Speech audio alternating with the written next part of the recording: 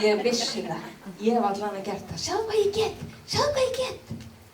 Og alveg eins og hún var að segja, já, ég get hoppað. Og hún gat hoppað. En hún treysti sér ekki til að hoppa allavega klanga. En þannig það í trúnni, krakkar. Að stundu getum við, og við segjum kannski við Guð, sjáðu Guð, ég get. En svo kemur að því, að stundu bara svo erfitt að við getum það ekki nema að fá hjálp frá Guði.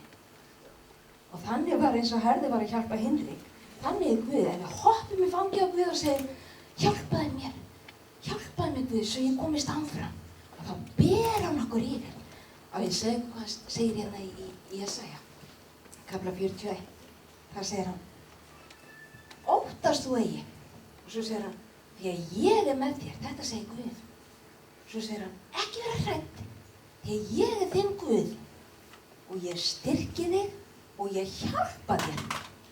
Þetta það sem að Guð segir við okkur. Alveg svo hafið þið beðið pappa að lyfta ykkur upp á bak þegar við erum einhvers staðar stödd og við sjáum ekki neitt. Fullt af fólki okkur langar svo að sjá. Og segir pappi, viltu setja mig upp á bak svo við sjáum eitthvað? Alveg sem Jesú þannig að hann kletturinn í lífinu okkar. Ef við